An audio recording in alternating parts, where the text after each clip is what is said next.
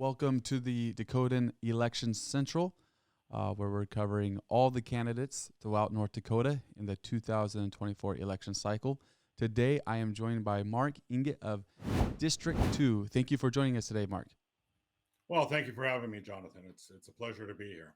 Absolutely. So before we jump into the politics and everything that is, tell us a little bit about Mark. Who are you? What's your background? What's positioned you for this run? Okay, sure. Be glad to. So, as Jonathan stated earlier, my name is Mark Enget. The Enget name is quite familiar in the Powers Lake area. I was born and raised in Powers Lake on a small farm a few miles out of town. We had about 640 acres, and I remember it being a childhood filled with lots of good fun. And I came from a very humble beginning. I would say, we didn't have a whole lot of money being on such a small farm, but I found all of my friends in that very same position. And so it really didn't seem odd to me in any way. And it was really an ideal life. And so, having said that, the reason I decided to get into this race, it was nothing I had really set my sights on, nor my aspirations on. Uh, I came back. I worked in the oil field for about 35 years. And I had a career that kind of took me around the globe. I worked internationally half of my career, and here in the States the rest of my career, covering a variety of different positions. And I think what really helped me in a major way as I come into this race is I've worked with lots of different cultures, lots of different people, ideologies, ways of doing things. And I've also worked in a number of different management people or positions working with people on a variety of different things. Right. So my background in business has really helped me to understand what's important, the importance of fiscal prudence, the importance of organization, of communication, and a number of things in that realm. And I think all of these things are also very important in the realm of politics. Absolutely. And so as as I was saying a bit earlier, it's the thing that got me interested in politics Right. is that about 7 or 8 months ago, I was sitting in front of the TV and watching the TV, and I was watching the news while I was also reading my newspaper. And Okay. Double I dose. remember watching this steady stream of what looked like thousands of people coming across our border in the Right. south. And they were just coming unimpeded, one after another, crossing the Rio Grande. And it distressed me because I think we all understand our sovereignty very much depends on our ability to have a border and to control what's happening at that border. And it feels like that was gone. Same time I was reading my newspaper, and it seemed like my world had gone upside down. What I'd known to be true for years and years suddenly wasn't true anymore. Everything I read about what was going on in the schools and in our government, and to a lesser extent, thankfully, here in North Dakota. But that's what really urged me to start getting into the field of politics, to start thinking about it. And I wasn't convinced I belonged there. Yeah. And so I thought about it for a while, talked to my wife about it. She encouraged me to go into politics. Still wasn't convinced, but one day I was sitting there in church and listening to my pastor, and he said, "If you don't like what's happening uh, in your world and everything you see going on around you, then do something about it. Right. Stop whining, stop complaining, get out there and do something about it." And that's what kind of sealed the deal. And that's when Absolutely. I really started pursuing, thinking more carefully about it and talking to other people about getting into politics. Absolutely. Sorry if that's too long of an answer. I did all the talking there. I apologize for You're just fine. You're just fine. We learned a lot. So that. that kind of prompted your decision to run for that Senate seat in District 2. What are some of the key issues that you have made for your campaign? Well, one of the first ones that I'm kind of keying in on is education. I've I've seen. I worked. I'll tell you a quick story. It was when I was working in China, and often I would have to do contracts, work up contracts, and I would be up late at night working on contracts, sometimes midnight, 1 o'clock in the morning. And being there in China, we had a lot of Chinese people working in the company with me. Right. And what amazed me was at midnight when I'm there working, 16 hours a day, half the office was still full. Wow. And yeah, it woke me up. And I thought, this is what I have three daughters. Hmm. And I said, this is what the United States is going to be competing against because these people were hungry. Right. And it was all about education. How And long ago was that? Sorry to interrupt you, but how long ago was that? so this would have been back in 2002 Okay. Very when good. I did this. Yeah. Wow. And so it's a while back, but it shows you how hungry they were and how Absolutely. much they wanted to It's only succeed. increased. And, so I really took that to heart and started thinking about it and really encouraged my daughters to get a good education. So all three of my daughters, I said, we'll help you all the way through school if you get a great degree. So they all went and got engineering degrees. They're all doing well for themselves. But that threat of competition and the Mhm. fact that we need our kids to have a great education is never more important than it is today. So I really want to work on the realm of improving educational conditions, Okay. educational options, and keeping some of these crazy ideologies that are creeping into our schools Yeah. from finding a permanent spot there. Absolutely. So education is a key cornerstone for your campaign. What are some of the others? Maybe just looking at your website that we did, government spending, energy independence, and public trust appear to be some of the other ones.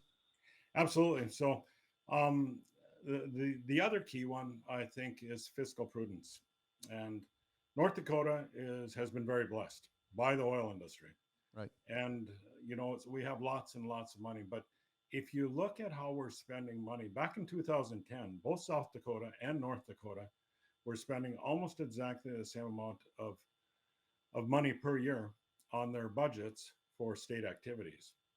And since 2010, we have crept up almost double the rate. Today, we spend almost double what South Dakota spends on their governance.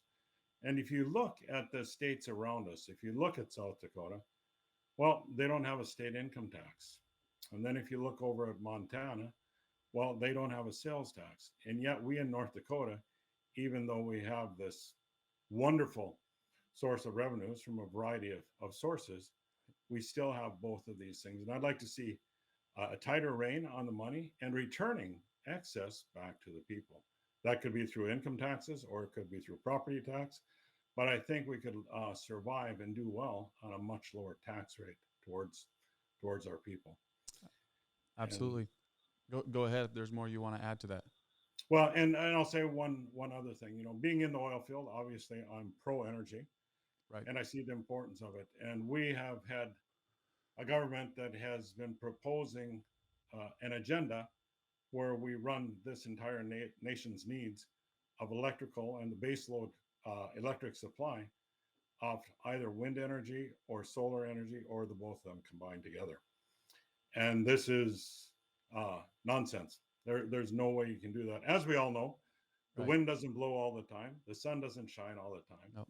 and you need a good, stable baseload power supply for industry and for manufacturing and for people themselves. And so I have I don't have any qualms about supporting either wind energy or solar energy, but it must be self-sufficient. It can't stand alone. We all know that it won't stand alone, and therefore an equal balance of development of hydrocarbon resources along with wind energy and solar energy is fine, but let's not try and pretend that we can do it all with solar power or wind power. Right. Very good. So it's neat to talk about the issues that a campaign stands on, but if you are elected and when you're actually in office, how are some of the ways you're going to go ahead and be able to act on these issues? Well, that's a team effort. I think so. It's early on in the campaign for me, obviously, Absolutely. and I need to get out and really talk to all of the people in D2 and find out what their concerns are because I don't want to build a platform entirely on what my thoughts are, what my ideas are. Right. I am there. I firmly understand that I am there representing the people of District 2. Right. So I have to get a firmer understanding of that. But the big thing I found in business is that if you try and plow your way into a problem, resolve it yourself, come up with all the ideas, it turns into a disaster. You need to have a thorough assessment and understanding that's gained through talking with other people and using the strength of a group proposing an idea and pursuing the solutions to that idea in order to overcome it. So I would say my ability to work in teams, my communication skills, I think are right for the job. And I have worked in situations both where I'm leading the effort and where I'm part of the overall effort, and I understand that perhaps to be the very most important people. My ability to work with others in order Right. to get things done. Absolutely. Okay, so we've focused a lot on you, your issues, your campaign. I want to ask you a little bit about some things on the state level. There's been a lot of change in North Dakota politics this year.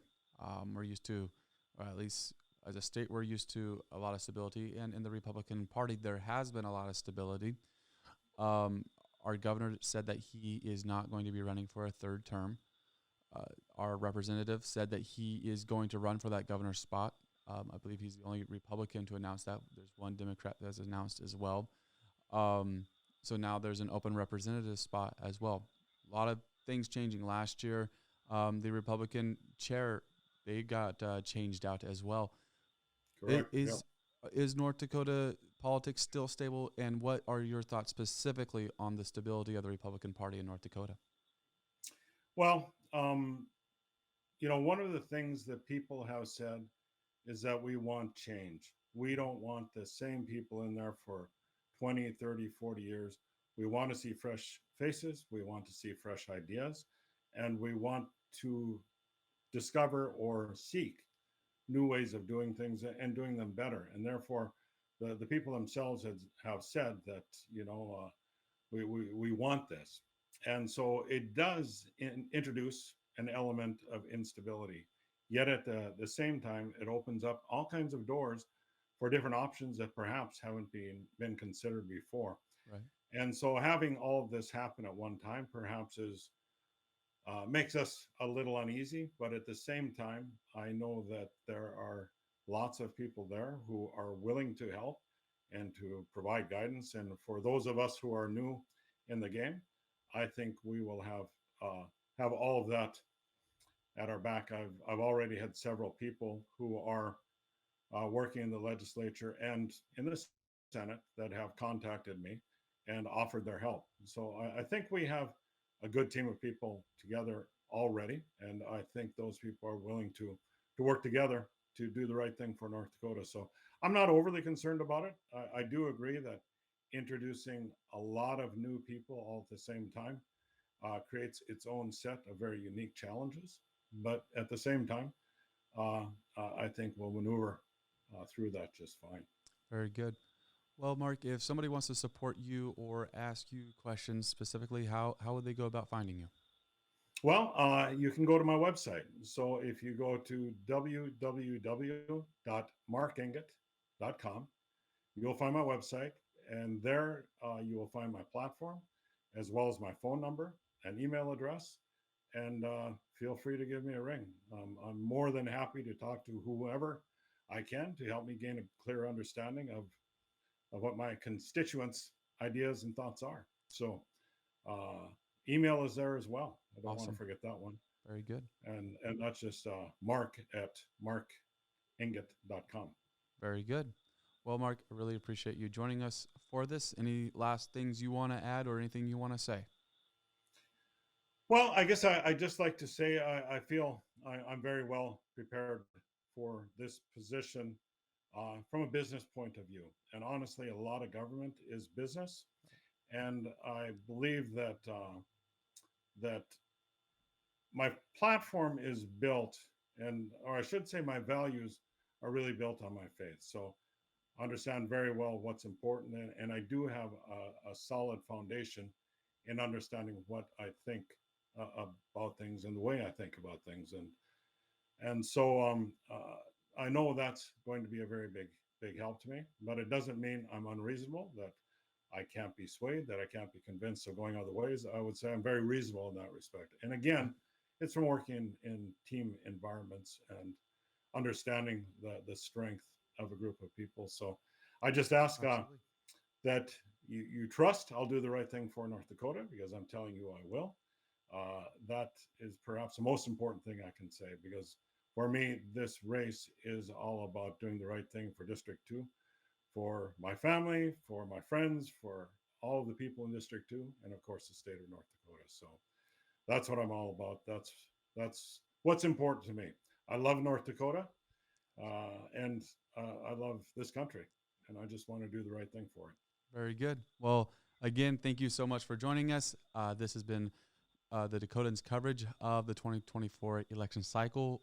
For more interviews like this, go head on over to mydakotan.com and click Election Central, where we have all the information you need to know on your candidates in your district. Be sure to like and subscribe. Follow us on Facebook, like and subscribe on YouTube. Thank you, and have a great day.